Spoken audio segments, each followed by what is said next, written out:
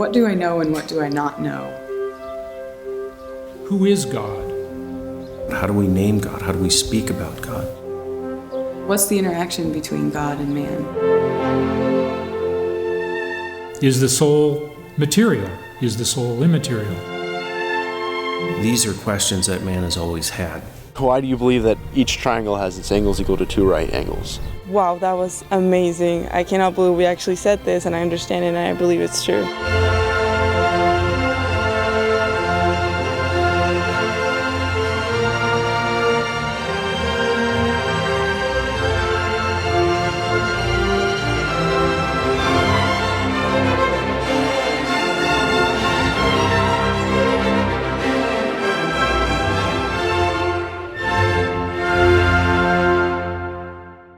We set as our goal, as our objective, to give the students what we call a beginning in the life of wisdom. There's something so true and good and beautiful in the greatest minds and thinkers of Western civilization and their attempts to explain reality in some meaningful way. There's so many things that you've always assumed that you knew, and you grew up with them. We're studying gravity, for instance, and there's that sort of knowledge that we think we have due to just the modern textbooks who tell us the way things are without telling us why they are how they are.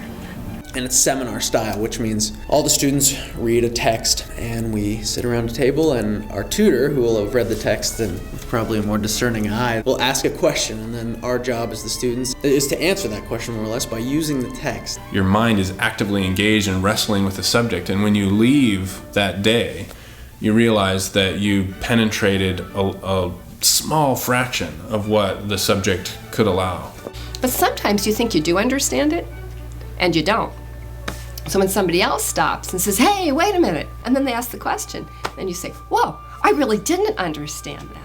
I didn't understand. I'm so glad that we have these other people here who are also actively engaged in this and who are also really concerned about the truth and who are helping me. We realized, okay, he did that mistakes, yes, but he set up that pedestal where the other guy was able to stand and put this mistake, yes, but then another guy was able to get on top of that.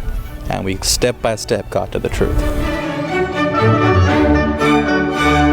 Maybe you've talked about the same thing for like an hour and a half in class, and then you get out of class and you're like, I'm not so sure about that. Just walking back from class, like the lamppost conversations could change your life and go on for hours. And like, I want that. Like, I want those conversations. While this is a really rigorous academic life, the students definitely like to enjoy themselves and just get away from campus for a little bit. Just go out, do something, you know? Let's just get out of here for a little bit. We go to Ventura, we hang out at the beach. I play volleyball, soccer. Every now and then I'll give tennis a shot. Swimming in the ponds, playing guitar. No, wait for me. Please hang around. I'll see you when I fall asleep. Hey!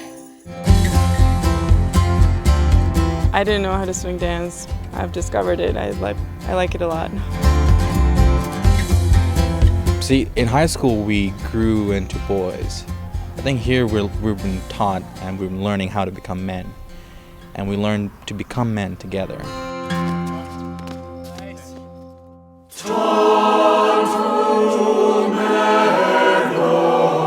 It's almost as if I never felt like I was a real Catholic until I'd actually come to the college and been immersed in the sources of our Catholic tradition. One of the great blessings about coming here is that you have 3 chaplains on campus. And that makes things like confession, spiritual direction, and 4 masses a day possible. Every time I walk in the chapel, I feel instant relief. Really prepares students to face any eventuality because they've developed their interior lives both on an intellectual and spiritual level. The way I kind of see it is that at TAC, we are focusing on the first commandment of love and loving Christ more than ourselves and each other, and by that, loving each other more than we could ever do without that thing that we share, which is the love of Christ. Faith and reason go hand in hand. So Catholic liberal education is liberal education in its fullest sense.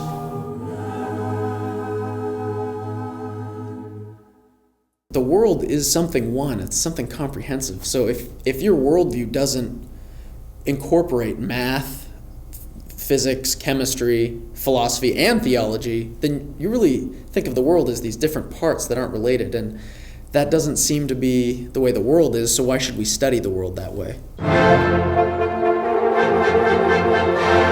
They've become articulate, clear-thinking, disciplined young people. With those kinds of skills, you can do just about anything. They haven't been boxed in. Most standard education is training you up to follow this line. What's the answer that the teacher wants? And then you enter the real world, and there's no defined path. Think about it. Figure it out. They're better able to adapt to the changes that are made, which are happening all the time, because they have this ability to think about things. You can have, we're not forcing it on you, but you can have a very rich spiritual interior life. You can also have a very rich intellectual life. But the real synergy is if you dive headlong into both. And then you not only will come out a person that can contribute to society and contribute economically and have a nice job and care for your family, but you'll actually come out a better person, which means then your contribution to society will be exponentially larger. It's not often that you have a dream of something that you're going to do and it is actually better than you could imagine, but this has been that for me. To be fully immersed for 4 years in a conversation with the greatest minds that have lived, that's where it happens. I don't think anybody can really expect what is going to change in your life when you come to TAC or the journey that the curriculum will take you through.